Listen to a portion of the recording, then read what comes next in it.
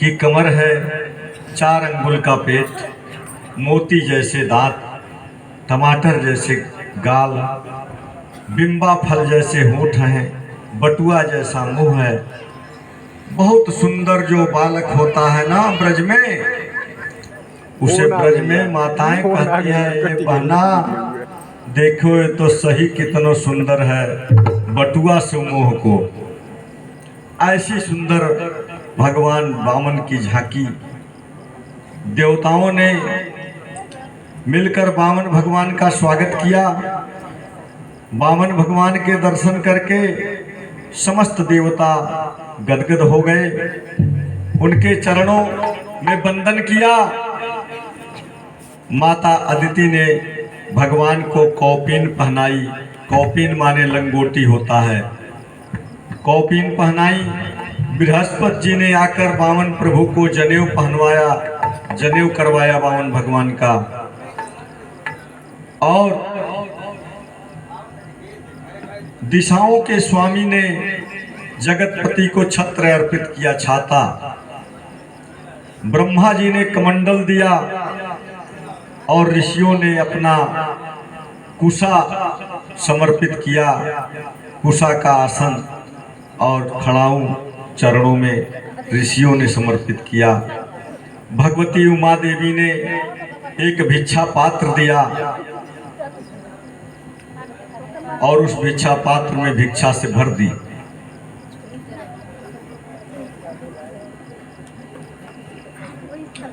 तो बाल कृष्ण प्रभु वामन के रूप में प्रकट हुए। देवताओं ने बहुत विधिवत उनका पूजन किया, स्तुति की। उनको कमंडलू में जो भिक्षा में मिली वो जैसे ही गुरु को समर्पित कराए।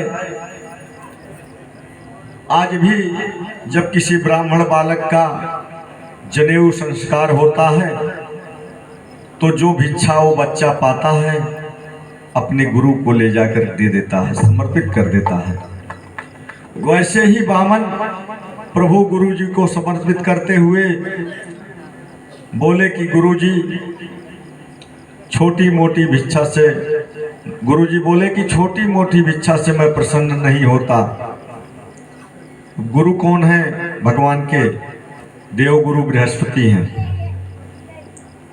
यदि मुझे प्रसन्न करना है तो राजा बलि के पास जाओ और त्रिलोकी की भिक्षा लेकर आओ, मैं प्रसन्न हो जाऊंगा। वामन भगवान ने कहा कि आपका आदेश है तो ऐसा ही होगा। भगवान वामन सीधे राजा बलि के यहाँ पहुँचे।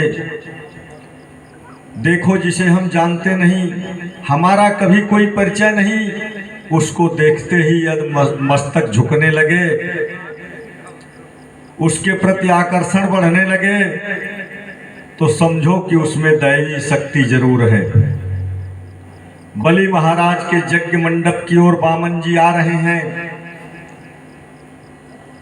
वामन का अर्थ कुल मिलाकर के 52 अंगुल।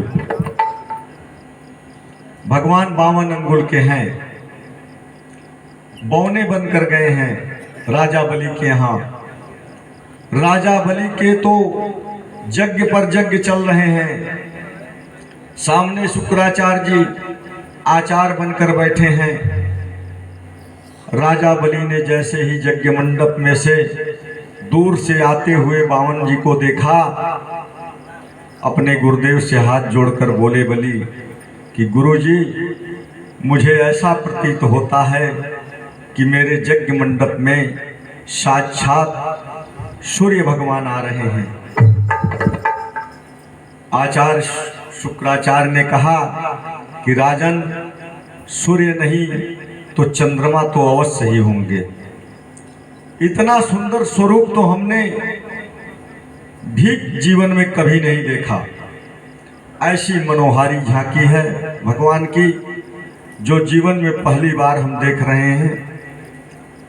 आपस में गुरु शिष्य वार्ता कर रहे हैं। तब तक वामन भगवान नजदीक पहुंच गए।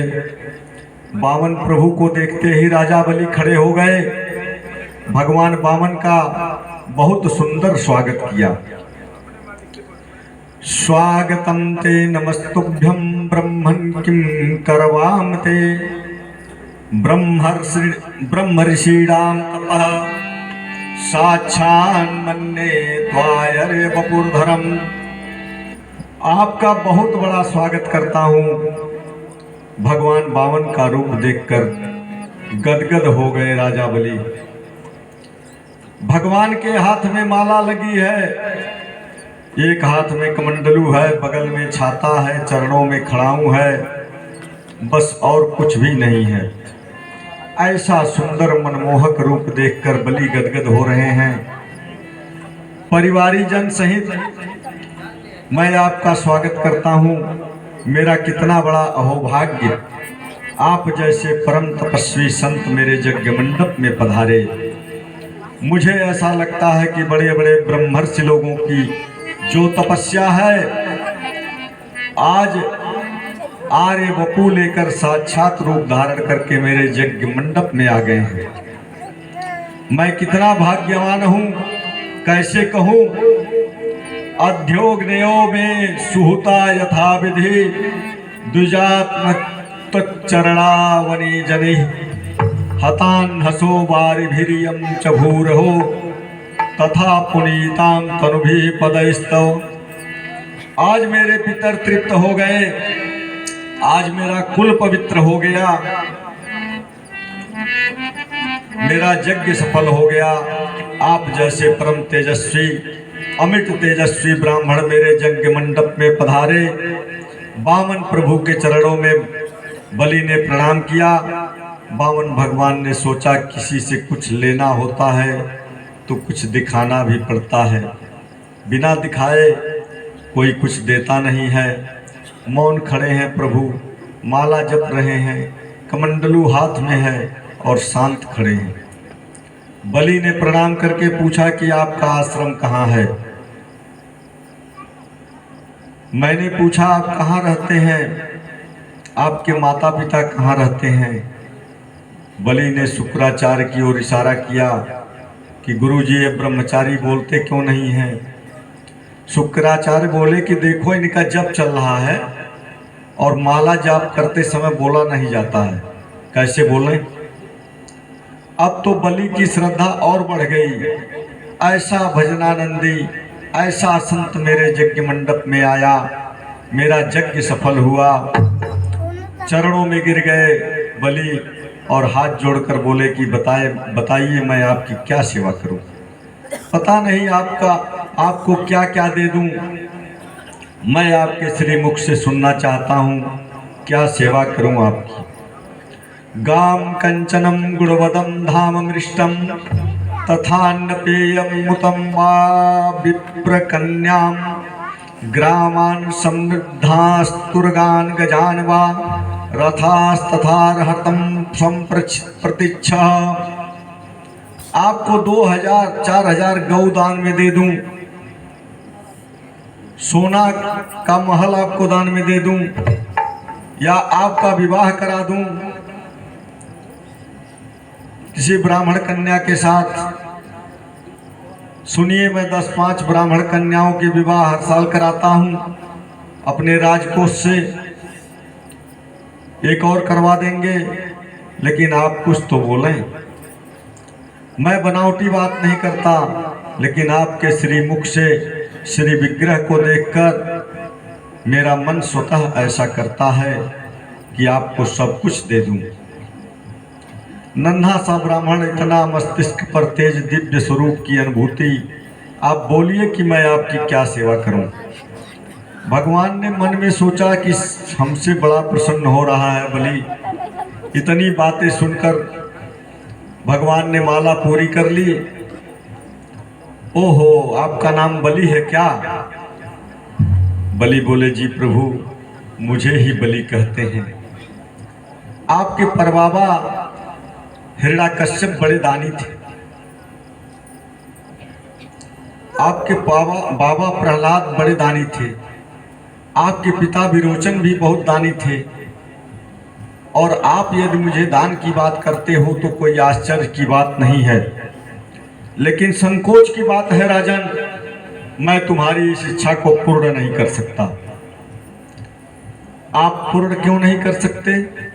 बलि ने कहा।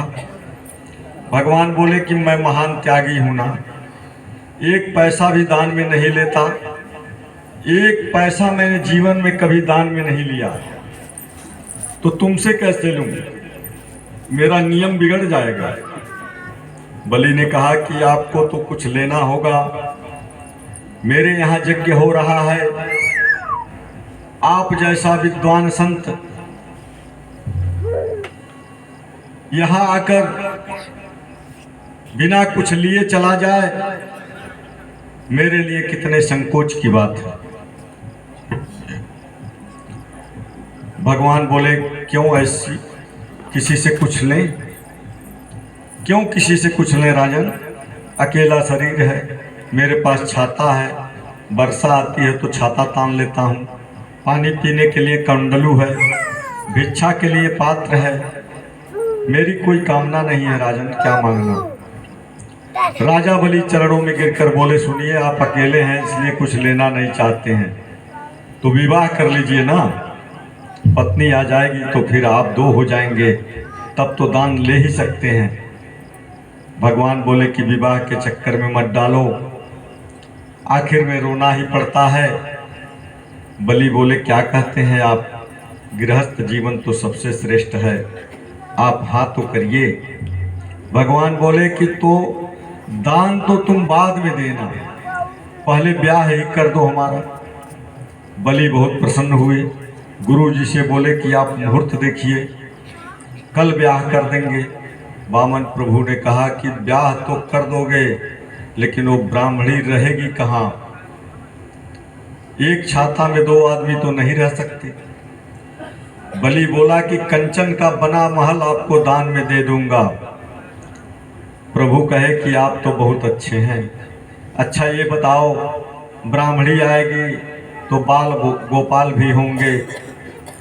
बलि बोले जी बाल गोपाल तो होने ही चाहिए, उसी से तो घर संसार चलता है, तो मेरे बाल गोपाल, मेरी ब्राह्मणी और मेरे भोजन की व्यवस्था कैसे होगी? बलि बोले कि बड़ा भंडारा खुलवा देंगे, आप सब दोनों समय प्रेम से भोग लगाकर पाना, परंतु आप हाँ तो करो। अच्छा तो राजन मेरे बाल गोपालों की शिक्षा की व्यवस्था? बलि बोले अपना विद्यालय है ना, हिरण्यकश्यप दानव विश्वविद्यालय, उसी में आपके कुमारों की शिक्षा की व्यवस्था हो जाएगी। राजा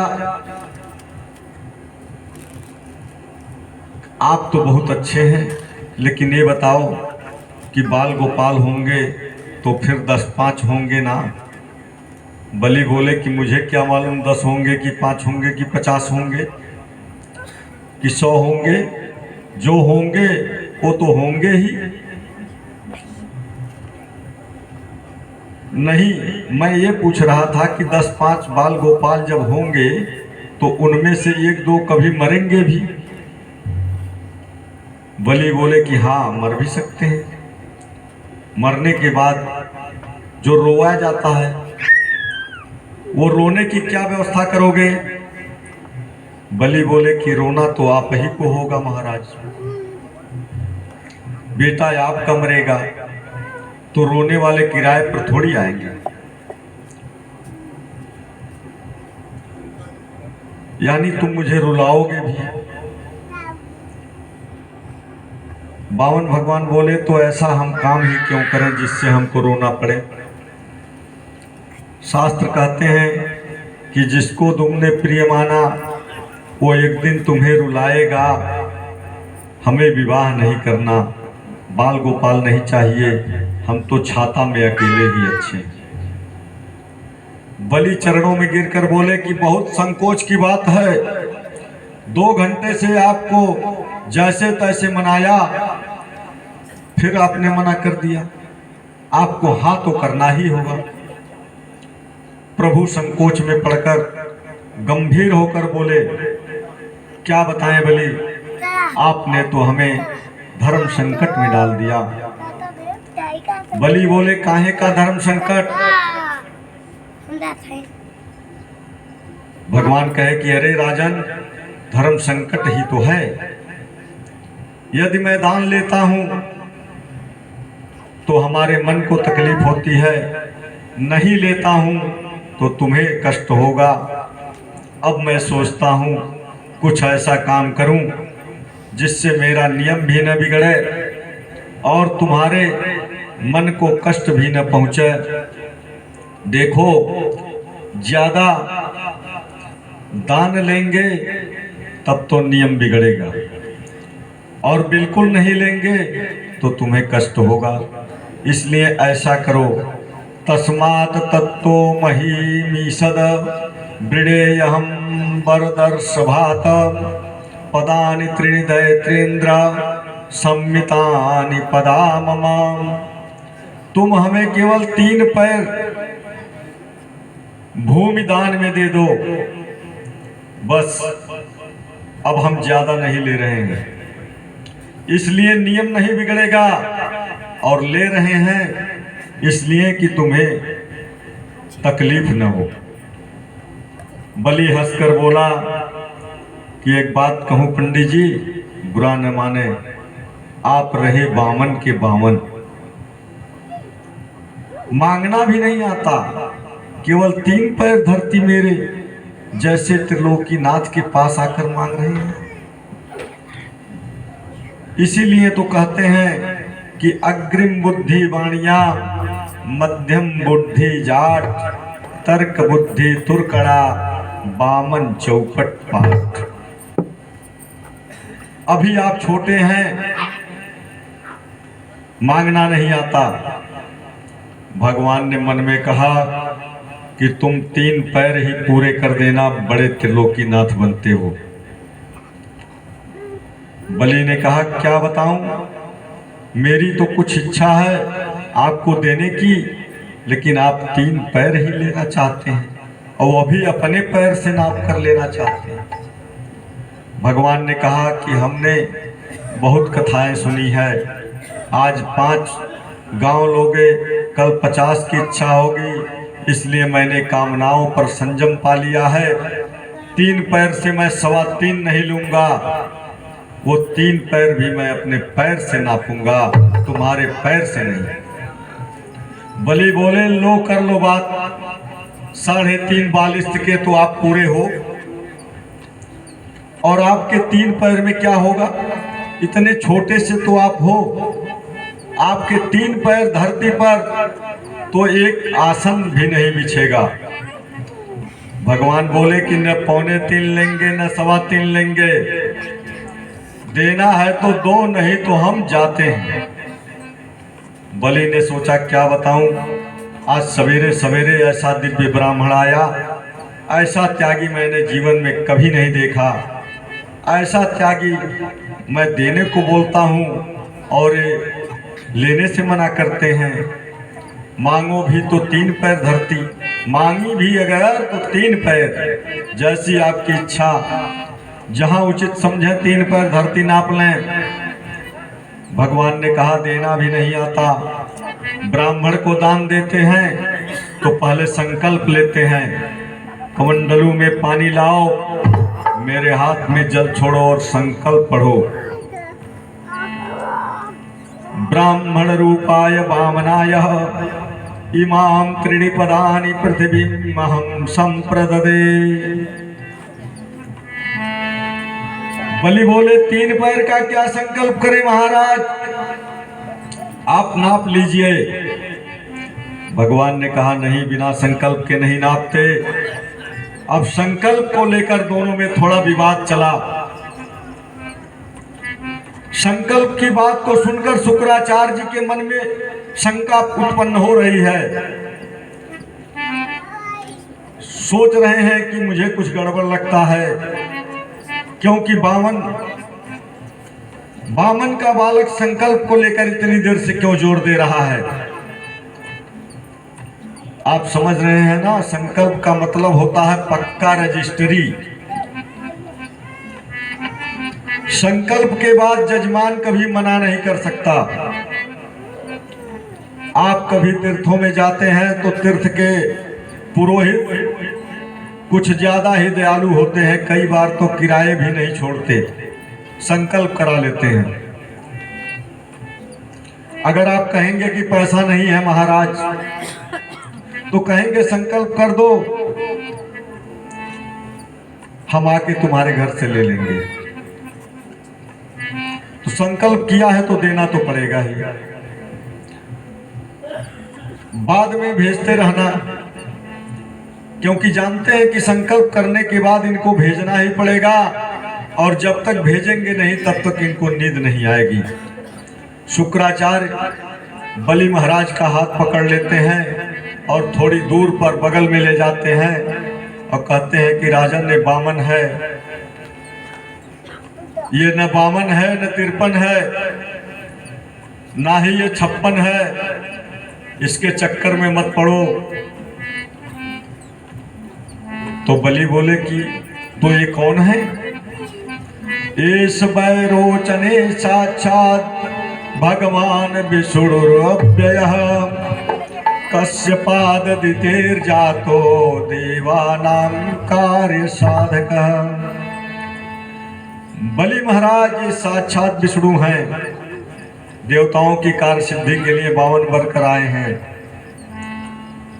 अदिति के गर्भ से जन्म लेकर यदि तुमने इनको 3 पैर धरती देने का संकल्प कर लिया, तो राजन मैं सत्य कहता हूं कि ये 2 पैरों में ही तीनों लोगों को नाप लेंगे। तीसरा पैर देने के लिए तुम्हारे पास कुछ नहीं बचेगा, इसलिए इनसे हाथ जोड़ लो, हम अभी नहीं दे सकते, पधारो महाराज, फिर कभी आवें, इसमें तुम्हारी भलाई है। बलि बोले कि महाराज आप क्या कहते हैं? गुरुजी आप क्या कह रहे हैं? कैसा नन्हा सा ब्राह्मण है, कैसा तेजस्वी ब्राह्मण।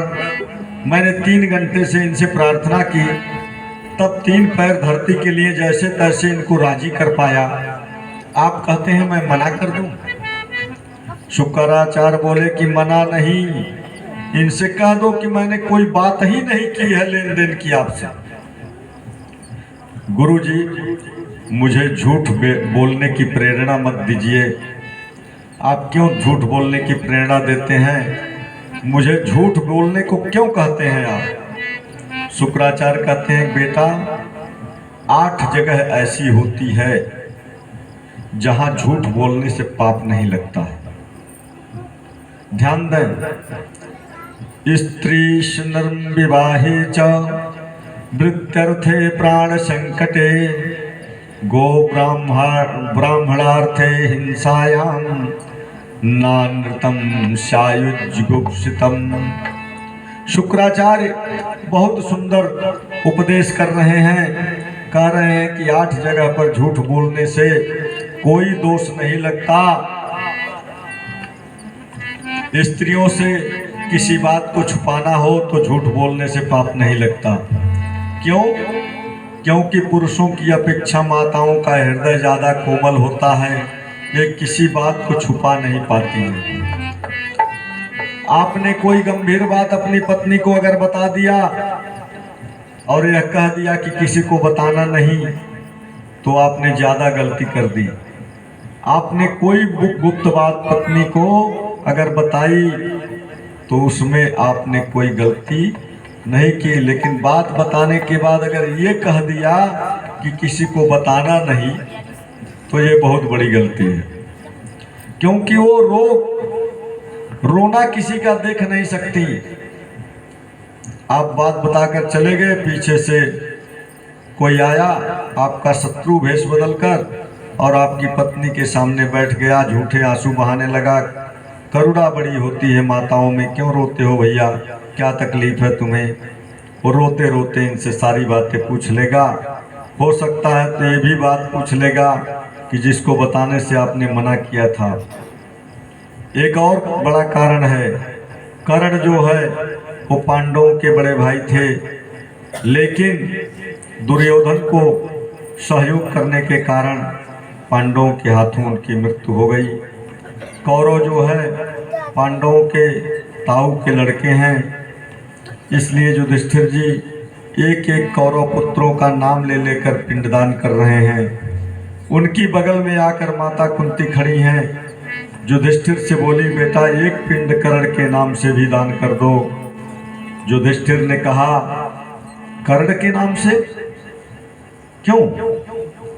कर्ण हमारी जाति का नहीं है, बिरादरी का नहीं है, हमारे खानदान का नहीं है, तो कर्ण के नाम का पिंड मैं कैसे दान कर सकता हूँ? माता कुंती ने कहा, बेटा कर्ण तो तुम्हारा अपना बड़ा भाई था। कन्या अवस्था में उत्पन्न होने के कारण मैंने उसे लता पत्तों में लपेटकर गंगा में प्रवाहित कर दिया था। अधीरथ नाम के सूत ने मेरे पुत्र को पाला, उसकी पत्नी राधा ने कर्ण को पाला, और कौन्तेय कर्ण राधेय हो गया। कर्ण तुम्हारा ही बड़ा भाई था। इस बात को सुनकर युधिष्ठिर जी के नेत्रों से आंसू झरने लगे। माता से बोले कि ये बात तुमने मुझसे छुपाई। जब भी मैं कर्ण के पैरों की ओर देखता था तो मैं सोचता था कि कर्ण के पैर माता कुंती के चरणों से क्यों मिलते हैं। मैंने तो कभी स्वप्न में भी नहीं सोचा था कि कर्ण हमारा भाई है। इतना बड़ा दानवीर, इतना बड़ा तीर्थी वीर, इतना बड़ा दिग्गज वीर तुमने मर जाने दिया। यदि मुझे पहले पता चल जाता कि कर्ण हमारा भाई है, हम पांचों भाई उसके चरणों में बैठकर उसकी सेवा करते, जीवन पर्यंत उसे मरने नहीं देते। जरा सी लोक लाज के डर से तुमने इतनी बड़ी बात मुझसे छुपाई। मैं तो श्राप देता हूं तुमको कि आज के बाद कोई भी माता अपने हृदय में बात को छुपा नहीं पाएगी। ये युधिष्ठिर जी का श्राप लग गया स्त्रियों को, माताओं को। इसलिए कोई गंभीर बात छुपानी हो तो एक बार झूठ बोलने से पाप नहीं लगता। हंसी मजाक में यदि मुंह से झूठ निकल जाए तो उसमें भी दोष नहीं लगता। शादी विवाह में किसी की बेटी की हमें प्रशंसा अगर करनी पड़े तो उसका दोष नहीं लगता। यदि किसी का संपूर्ण धन नष्ट होने वाला है तो झूठ बोलकर उसके धन को बचाने में पाप नहीं लगता।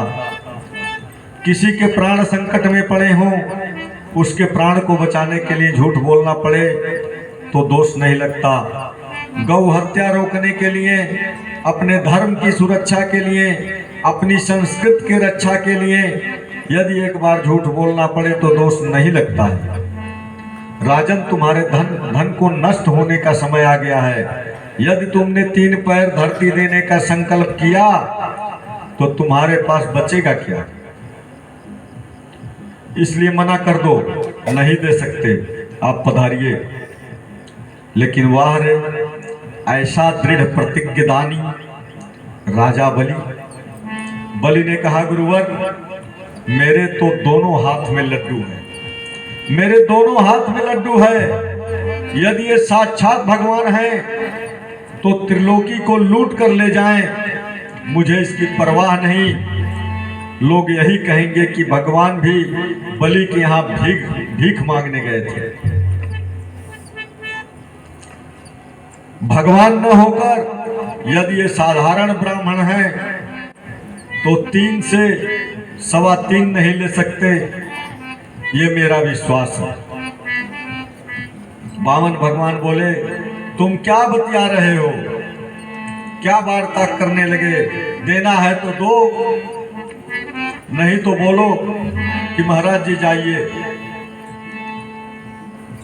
वर्णन ऐसा आता है विष्णु पुराण में, भागवत में तो नहीं लिखा है, ये विष्णु पुराण का वर्णन आता है कि शुक्राचार्य सूक्ष्म रूप लेकर के जब जान गए कि बलि दान देगा ही देगा, और वामन भगवान, वामन नहीं ये विष्णु हैं जो 52 अवतार लेकर आए हैं, तो बलि के राज्य को बचाने के लिए गुरु कमंडलू के टोटी में जाके बैठ जाते हैं सूक्ष्म रूप से। न जल गिरेगा, हाथ पर न संकल्प होगा। भगवान गुरुदेव बैठ गए टोटी में। भगवान भी कहे कि चलो देखते हैं कैसे संकल्प नहीं होगा। हवन का कुश वहां पे रखा हुआ था, वही कुशा उठा करके जब जल नहीं गिरा तो कुशा से भगवान ने टोटी में खोद दिया। शुक्राचार्य, गुरु शुक्राचार्य की एक आंख पधार गई। प्रेम से बोलिए जय श्री कृष्ण। इसका मतलब क्या है? परमात्मा ये बताना चाहते हैं कि गुरु वो है जो सबको एक दृष्टि से देखे। एक दृष्टि माने अभेद और दो दृष्टि माने वो गुरु नहीं हो सकता। भेदभाव की दृष्टि से जो संसार को देखे उस गुरु की एक दृष्टि हटा देनी चाहिए। शुक्राचार्य साप देकर चले गए। बलि ने कहा 3 पैर धरती देने का मैंने संकल्प कर लिया, आप जहां से उचित हो नाप लें। भगवान ने कहा हाँ नापेंगे, पहले हमें प्रणाम तो करो। जैसे ही राजा बलि ने भगवान श्रीमन नारायण वामन जी के चरणों में प्रणाम किया, सो मेरे भगवान ने बहुत विराट रूप धारण किया। प्रेम से बोली विराट भगवान की जय। करोड़ों अरबों किलोमीटर के लंबे हो गए भगवान। बलि ने ऊपर की ओर मुंह उठाकर देखा तो भगवान का चेहरा ही नहीं दिखाई दे रहा है। बलि बोला ये नन्हा सा बालक, ये क्या हो गया इसको? वैसे बलि को मालूम तो पहले ही पड़ गया था कि ये साक्षात नारायण ही वामन रूप होकर आए हैं, पधारे हैं। प्रभु ने एक चरण तो नीचे के लोक में रखा और दूसरे चरण को प्रभु ने इतना लंबा किया कि तीनों लोक प्रभु के चरणों में आ गया। नर सोचे नहीं होता है, हरि सोचे तत्काल। बलि चाहत बैकुंठ को, हरि पठयो पाताल। त्रिलोकी को पार करके परमात्मा का चरण ब्रह्मलोक में पहुंच गया। ब्रह्मा जी ने प्रभु के चरणों को धो करके वह जल अपने कमंडलू में रख लिए। श्रम जल बिंदु कमंडलु राख्यो। भगवान के चरणों का जल ही गंगा है। भगवान के चरणों का जल ही गंगा है। ब्रह्मा ने प्रभु के चरण को धो करके जो जल अपने कमंडलों में भर लिया वही श्रीमती गंगा जी हैं, वही गंगा माता हैं, जिनके जल को मस्तक पर स्पर्श करके अपने आप को हम कृतार्थ मानते हैं। वामन भगवान ने 2 चरणों में त्रिलोकी को नाप लिया। जामवंत जी ने आकर परमात्मा की दिव्य परिक्रमा की। दैत्य लोग प्रभु को मारने के लिए दौड़े। राजा बलि ने कहा नहीं, इन्हें कोई कुछ नहीं कहेगा, ये मेरे प्रभु हैं, इनको अच्छा लगे, जो अच्छा लगे वो करें, बोलेगा कोई नहीं। भगवान 2 चरणों से त्रिलोकी नाप कर बलि के सामने खड़े हो गए। क्यों त्रिलोकीनाथ जी? बड़ा अभिमान करते थे कि जो चाहे सो मांगो। तुमने 3 पैर धरती देने का संकल्प किया, मैंने 2 ही में त्रिलोकी को नाप लिया। बताओ तीसरा पैर कहां रखूं? जो व्यक्ति वचन करके उसको सत्य नहीं करता है वो दंड का अधिकारी होता है। इसलिए प्रभु ने गरुड़ जी को आदेश किया और गरुड़ जी ने बलि को बांध डाला और कहा कि नरक में तुम्हें जाना पड़ेगा। राजा बलि बंधे पड़े हैं। सुखदेव जी कहते हैं कि कैसा विचित्र दृश्य है। परीक्षित, भगवान ने कहा बताओ क्या करें? नरक में जाना पड़ेगा तुम्हें, क्योंकि तुमने 3 पैर देने का संकल्प किया। तीसरा रखूं कहां, बोलो? राजा बलि ने कहा भगवान एक बात बताइए, धन बड़ा होता है कि धन का मालिक? भगवान बोले कि धन का मालिक बड़ा है, वो धन से 100 गुना बड़ा होता है। बलि ने तुरंत कहा, यदुत्तम श्लोक भवान ममेरितम बचो बेलीकम सुबरे मन्यते करोमृतम तन्न भवेत प्रलंभनम पदम तृतीयम कुरुशीर्षमे निजम। अभी तक आपने मेरे धन को ही नापा है, धन का मालिक तो बाकी है। तीसरे चरण को मेरे सिर पर रखें प्रभु। नरक में जाने से मुझे डर नहीं लगता, डरता हूं तो केवल एक बात से कि किसी ब्राह्मण को दिया हुआ मेरा वचन कभी झूठा न हो जाए, और किसी चीज से मैं डरता नहीं हूं। तीसरा चरण आप मेरे सर पर रखिए। आचार्य सुखदेव जी कहते हैं कि राजन, बलि राजा के मस्तिष्क पर मेरे गोविंद ने तीसरा पैर रखा और उनके नेत्रों से आंसू की धार बह चली। वाह रे बलि वाह, आया था तुम्हें छलने, लेकिन तुमने मुझे छल लिया। इतना सब कुछ लुट जाने के बाद भी जिसके हृदय में जरा सा क्रोध न हो, तीसरा चरण उस बलि के मस्तिष्क पर रख दिया। इतने में वहां बलि की पत्नी आ गई। उसने आकर प्रभु के चरणों में जल चढ़ाया और प्रणाम किया। हाथ जोड़कर बोली, भगवान ये पूरा संसार आपकी क्रीड़ा स्थली है। ये जीव की सबसे बड़ी भ्रांति है कि अपने आप को कहता है कि मैं इसका मालिक हूँ। ये मेरा मकान है, ये मेरा फ्लैट है, मेरा बंगला है, ये सब परमात्मा का है। परमात्मा ही सबका मालिक है। हम तो केवल मुनीम हैं। जो मालिक आदेश करता है मुनीम करता जाता है।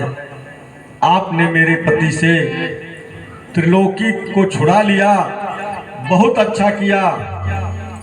भगवान ने सोचा तो क्या इस खानदान में सारे के सारे ज्ञानी भरे हुए हैं, जो आता है वही कहता है आपने बहुत अच्छा किया। इतने में बलि के बाबा प्रहलाद जी आ गए। उन्होंने सभा में प्रवेश करते ही कहा कि मेरे पौत्र बलि को आपने त्रिलोकी का राजा बनाया, ये कृपा, और तीनों लोगों को छुड़ा लिया, ये बहुत बड़ी कृपा। आपने राजा बनाया, ये कृपा है, और राज्य ले लिया, ये महाकृपा है। आप देते हैं लेते हैं, बड़ी कृपा है। ब्रह्मा जी ने बलि को छुड़वा दिया। भगवान ने कहा, बेटा प्रहलाद, आज मेरा हृदय बहुत प्रसन्न है। तुम्हारा पौत्र बलि तुमसे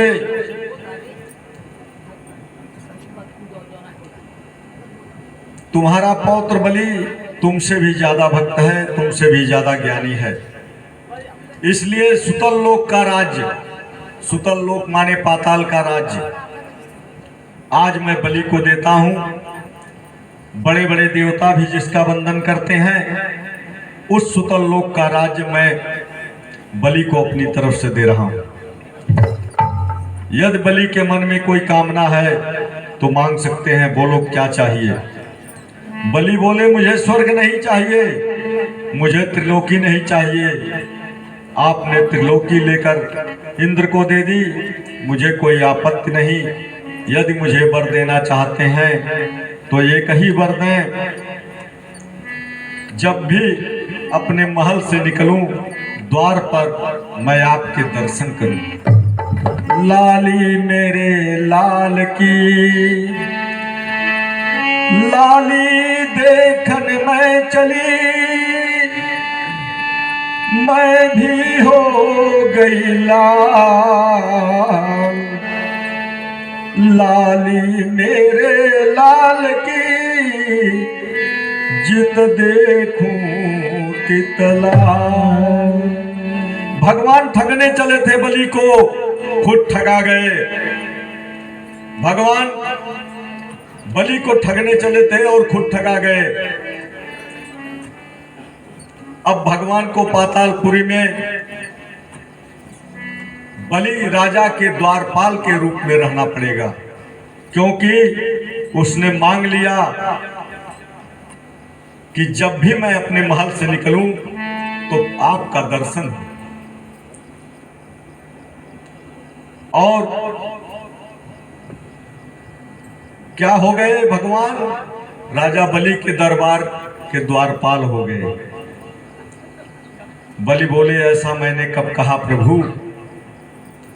भगवान बोले, और तुमने क्या कहा? अब तुम कब महल से निकलोगे और कब महल में जाओगे, मुझे क्या मालूम। और जब भी तुम बाहर निकलो, अंदर जाओ, तो मेरे दर्शन पाओ। तो ये तो तभी संभव है जब मैं तुम्हारा द्वारपाल बनूं। तुम नित्य ही द्वार पर मेरा दर्शन करोगे, मेरा आशीर्वाद है, वरदान मिल गया। लक्ष्मी जी आई नारायण रूप से, भगवान चले गए वैकुंठ में। वामन रूप में भगवान आज भी राजा बलि के घर में विराजमान है। राजा सत्यव्रत की एक आकांक्षा पूर्ण करने के लिए भगवान ने मत्स्य अवतार धारण किया। प्रेम से बोलिए मत्स्य भगवान की जय। बोलिए, कुछ बोलना हो।